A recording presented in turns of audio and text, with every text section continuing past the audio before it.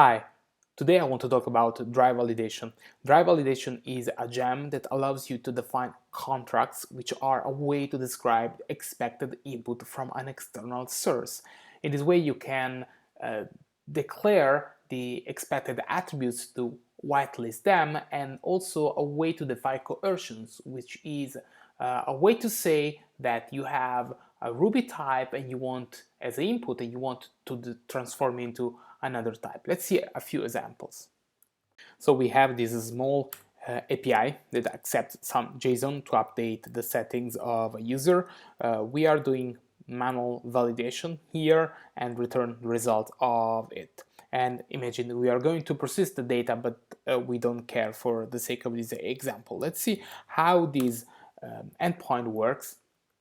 If I send valid data, everything is fine, but if I, for instance, don't skip this part here, the data, it says that the data is invalid. What happens if I don't send the email at all? So we cannot trust the user input, and indeed the app crashes. Why is that? Because this email is nil and nil.match doesn't exist, and it raises an exception. Plus, we are not protecting ourselves from untrusted input. For instance, imagine that the user is sending admin through here. He or she could gain admin access to the system, which is something that we want to prevent. So let's see how dry validation can help us to prevent this kind of problems. So I added a dry validation contract here to declare the structure of the expected params, which is like before, a top level settings key and a nested key, which is email.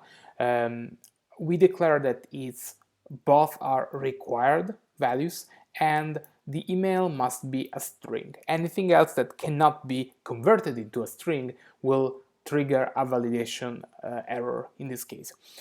After this formal validation is done, we can define a set of rules on the elements of the incoming payload to do more advanced stuff. In this case, for instance, I'm checking if the value of the email is matching the @ symbol to determine if it's an email or not. So I'm passing this contract here, and the contract responds to only one method, which is call, which accepts a hash that hopefully is matching our rules. If it does, the resulting object returns success.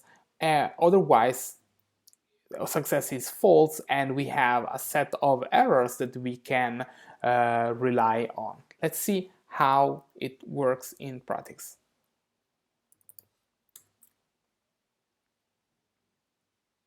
If I send valid data, you can see the status is okay, we don't have errors, and this is the data that has been not just whitelisted but also coerced into the expected types.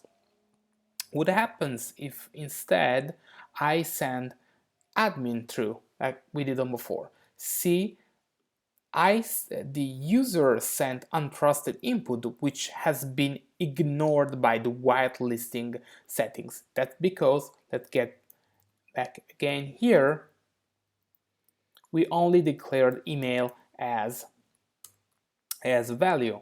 Now, what happens if I omit the email? For instance, let's see how it works.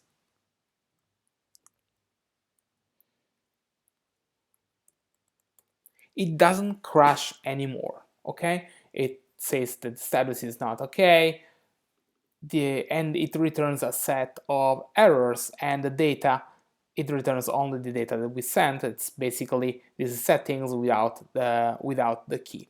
So dry validation contracts are a great and powerful tool to declare how the input should look like and behave. I hope you enjoyed this introduction to dry validation. I'll see you next time.